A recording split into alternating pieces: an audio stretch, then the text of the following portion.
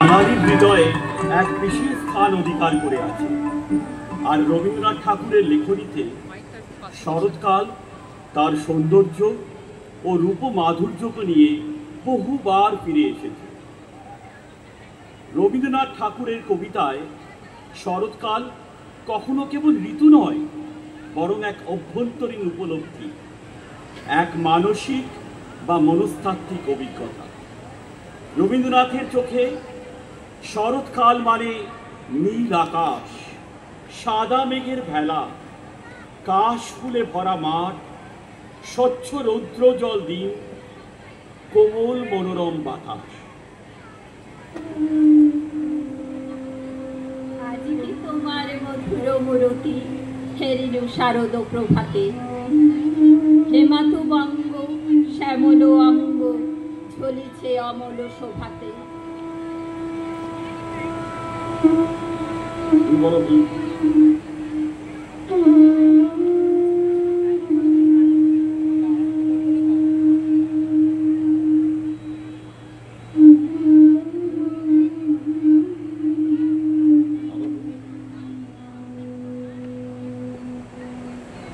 আজি কি তোমার মধুর মূরতি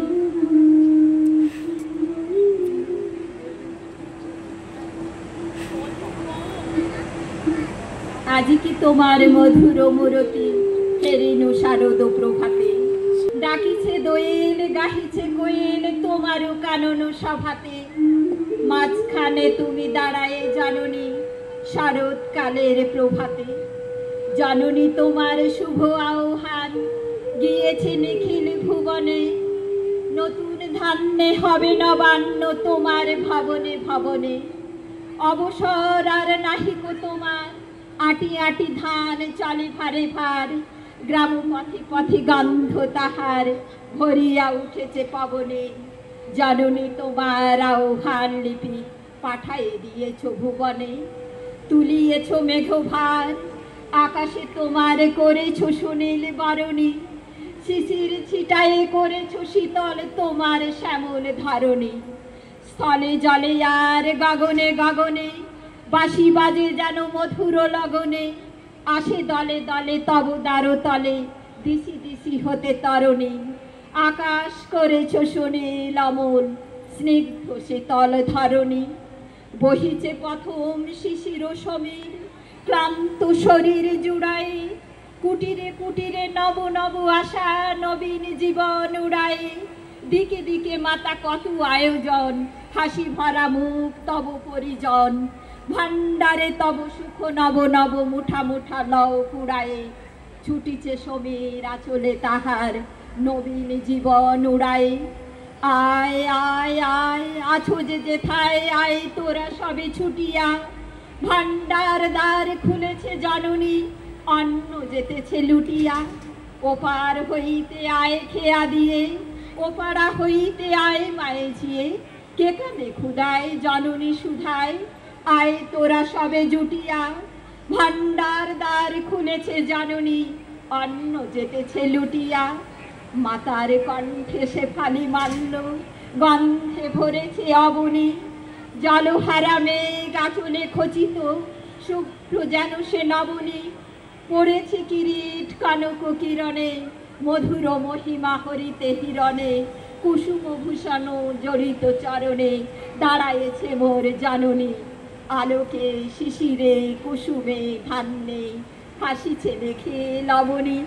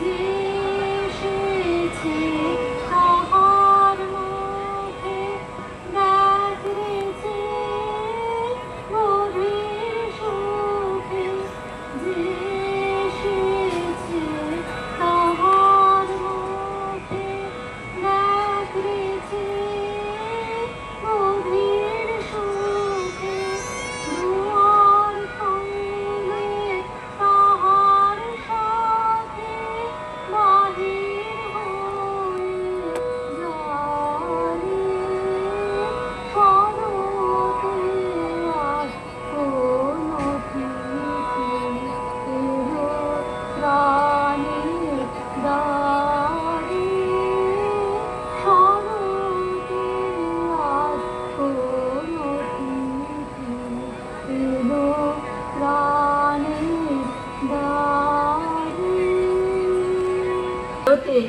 মেঘ ও আলো মিলে এক মায়াময় পরিবেশ তৈরি করে, যা তার কবিতায় বারবার উঠে এসেছে। এসেছে শরৎ, হিমের পরশ লেগেছে হাওয়ার পরে, সকাল বেলায় ঘাসের আগায় শিশিরের রেখা ধরে, আমলকি বন কাঁপে যেন তার, বুক করে দুরু দুরু, পেয়েছে খবর পাতা খসানোর সময় হয়েছে শুরু। শিউলির ডাকে কুড়ি ভরে এলো, টগর ফুটিল মেলা, মালতী লতায় খোঁজ নিয়ে যায় মৌমাছি দুই বেলা। গগনে গগনে বর্ষণ শেষে মেঘেরা পেয়েছে ছাড়া, বাতাসে বাতাসে ফেরে ভেসে ভেসে তোমার মোহন রূপে কে রয় বলে, তোমার মোহন রূপে জানি না কি মরণ নাচে নাচে গো ওই চরণ মূলে, তোমার মোহন রূপে কে রয় বলে, তোমার মোহন রূপে শরতালো আঁচল টুটে কিসের ঝলক নেচে ওঠে, শরতালো আঁচল টুটে কিসের ঝলক নেচে ওঠে, ঝড়ে নেচো এলো চুলে তোমার মোহন রূপে কে রয় বলে, তোমার মোহন রূপে কাপন ধরে বাতাসেতে পাকা ধানের পরশ লাগে, শিউরে ওঠে ভরা খেতে, কাপন ধরে বাতাসেতে পাকা ধানের পরশ লাগে, শিউরে ওঠে ভরা খেতে, জানি গো আজ হারাবে তোমার পূজা সারা হবে, জানি গো আজ হারাবে তোমার পূজা সারা হবে, নিখিল সাগর কুলে তোমার মোহন রূপে কে রয় ভুলে, তোমার মোহন রূপে। শরৎকাল রবীন্দ্রনাথের কবিসত্তাকে শুধু উদ্বুদ্ধই করেনি, বরং তার আন্তর্দৃষ্ট ও আত্মবিশ্লেষণের পথে এক আলোড়ন এনেছে। প্রকৃতি ও মানব মনে এই অনন্য সংযোগই রবীন্দ্র সাহিত্যের এক বড় শক্তি। তাই শরৎকাল ও রবীন্দ্রনাথের যেন একে অপরের পরিপূরক। প্রকৃতির রূপে তিনি খুঁজে পান আত্মার স্পর্শ।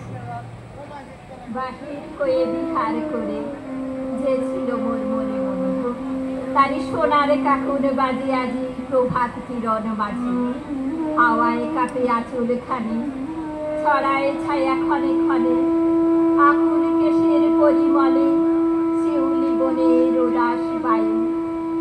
থাকে তরু তলে। হৃদয়ে মাঝে হৃদয়ে দোলায়, বাহিরে সে ভুবন ভোলায়। আজ যে তার চোখের চাওয়া ছড়িয়ে দিল নীল গগনে।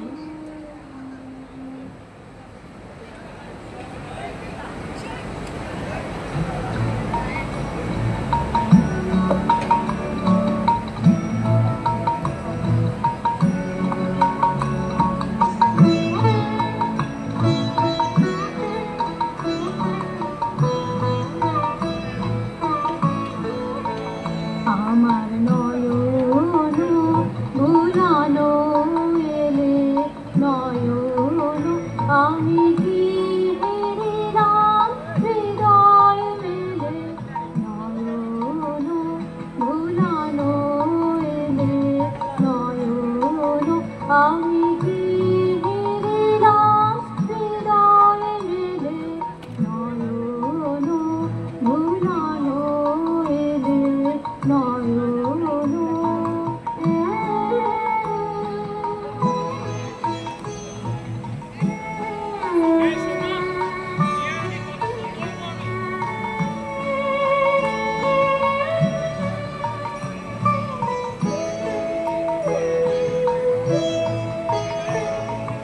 শিউলি তলার পাশে পাশে ধরা ফুলের রাশি রাশি।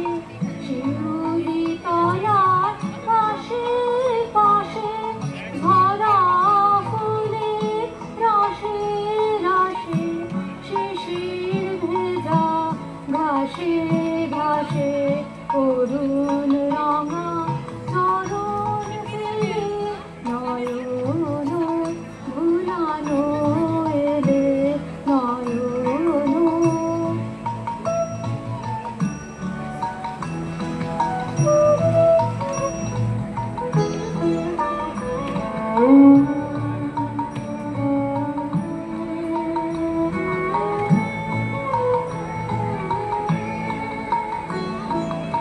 আলো ছায়া আঁচল খানি লুটিয়ে পড়ে বনে বনে। ফুলগুলি ওই মুখেছে কি কথা কয় মনে মনে। আলো ছায়া আঁচল খানি লুটিয়ে পড়ে বনে বনে। ফুলগুলি ওই মুখেছে কি কথা কয় মনে মনে। তোমায় মোরা করব বরণ, মুখের ঢাকা করো হরণ। তোমায় মোরা করব বরণ, মুখের ঢাকা করো হরণ। ওইটুকুই দ্বিধা বরণ দুহা দিয়ে হেলো ছেলে। নয়ন ভুলানো এলে নয়ন। আচ্ছা আমি নিচ্ছি, ছেড়ে দে।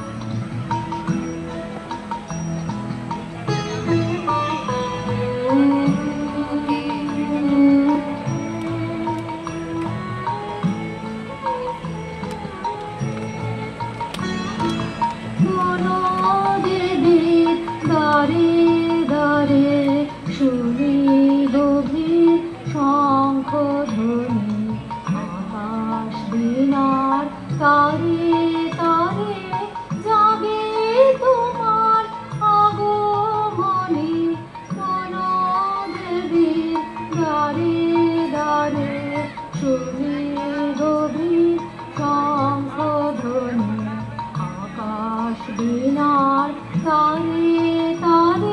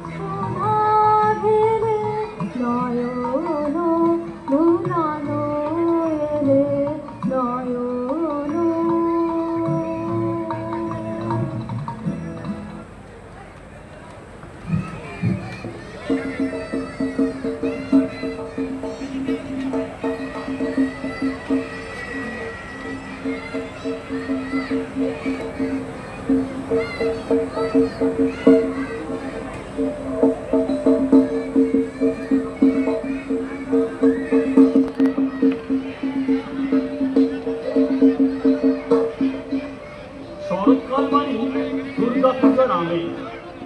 রবীন্দ্রনাথ নিজে দুর্গাপুজোর সাথে জড়িত না থাকলেও বাংলার সংস্কৃতির অংশ হিসাবে শরতের পূজা ও তার সাংস্কৃতিক আবাহ তার রচনায় এসেছে।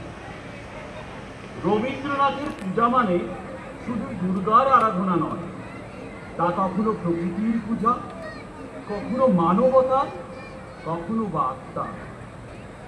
শরতের পরিবেশ এই পূজার আত্মিক স্তরে পৌঁছাতে সাহায্য করে। আশ্বিনের মাঝামাঝি উঠিল বাজনা বাজি, পূজার সময় এলো কাছে, মধু পিহু দুই ভাই ছুটাছুটি করে তাই, আনন্দে দুহাত তুলে নাচে। পিতা বসেছিল দাঁড়িয়ে, দুজনে কিভাবে তারে, কি পোশাক আনিয়াছ কিনে? পিতা কহে, আছে আছে তোদের মায়ের কাছে, দেখিতে পাইনি 3 দিনে। সবুজ সাহেনার জননীরে বারবার কহে, মাগো তোরই তোর পায়ে, বাবা আমাদের তরে কিনে এনেছে ঘরে, একবার খেয়ে না মা দেখায়ে। ব্যস্ত দেখি হাসিয়া মা, দুখানি ছিটের জামা দেখাইল করিয়া আগে। মধু কহে, আর নেই? মা কহিল, আছে এক জোড়া ধুতি ও চাদর। রাগিয়া আগুন ছেলে কাপড় সে ধুলায় ফেলে কাঁদিয়া কহিল, চাহি না মা, রায় বাবুদের গুপি পেয়েছে জোরের টুপি, ফুল কাটা সাটিনের জামা। মা কহিল, মধু ছি ছি, কেন কাঁদো মেছামেছি? গরিব যে তোমাদের বাপ, এবার হয়নি ধান, কত গেছে লোকসান, পেয়েছেন কত দুঃখ তাপ। তবু দেখো বহু ক্লেশে তোমাদের ভালোবেসে সাধ্য মতো এনেছেন কিনে। সে জিনিস অনাদরে ফেলে ধুলার পরে, এই শিক্ষা হলো এতদিনে। মৃদু বলে, এ কাপড় পছন্দ হয়েছে মোর, এই জামাস পরাস আমারে। বন্ধু শুনে আরো রেগে ঘর ছেড়ে দুটো বেগে গেল চলি রায় বাবুদের দ্বারে। শেখা মেলা লোক জড়ো, রায় বাবু ব্যস্ত বড়, দালানে সাজাতে গেছে রাত। মধু যবে এক কোণে দাঁড়াইল ম্লান মনে, চোখে তার পড়িল হঠাৎ, কাছে ডাকি স্নেহ ভরে, কহেন করুণ স্বরে, তারে দুই বাহুতে বাঁধিয়া। কিরে মধু, হয়েছে কি? তোরে 25 হয়ে গেছে। স্বপ্ন দেখি। শুনে মধু উঠিল কাঁদিয়া, কহিল, আমার তরে বাবা আনিয়াছে ঘরে, শুধু এক ছিটের কাপড়। শুনে রায় মহাশয় হাসিয়া মধুরে কয়, সেজন্য ভাবনা। শুনে রায় মহাশয় হাসিয়া মধুরে কয়, সেজন্য ভাবনা কি বা তোর? ছেলেরে ডাকিয়া চুপি কহিলেন, ওরে গুপি, তোর জামা দে তুই মধুকে। গুপির সে জামা পেয়ে মধু ঘরে যায় ধীরে, হাসিয়ার ধরে না মুখ, বুক ফুলাইয়া চলে, সবারে ডাকিয়া বলে, দেখো কাকা, দেখো ছে মামা, ওই আমাদের বিধু ছিট পড়িয়াছে শুধু, মোর গায়ে সাটিনের জামা। মা শুনে কহে নাসি, লাজে অশ্রু জলে ভাসি, কপালে করিয়া করাঘাত, ওই মুখে করিতে কাহারও রাখে নারী, কারু কাছে পাতি নাই হাত।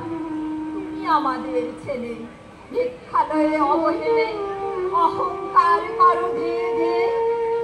সেরা ধুতি আপনার, ঢের বেশি দাম তার, ভিক্ষা করা সাটিনের চেয়ে। আয় বিভু, আয় বুকে, চুমু খাই চাঁদ মুখে, তোর সাজ সবচেয়ে ভালো। দরিদ্র ছেলের দেহে, দরিদ্র বাপের স্নেহে, ছিটের জামাটি করে আলো। শরতের এক বিশিষ্ট দিক হল তার নিস্তব্ধতা, স্নিগ্ধতা ও শান্তি।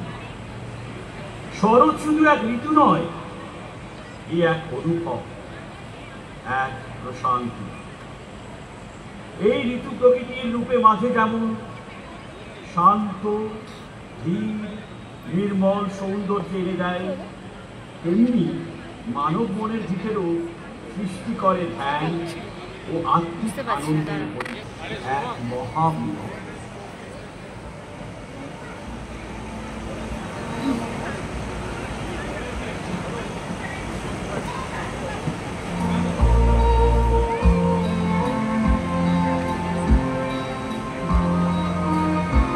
দেখি লাস্ট সেটাই হবে। আমি জানি না, আমি সত্যি জানি না, আমি একটু রেকর্ডে আমি জানি।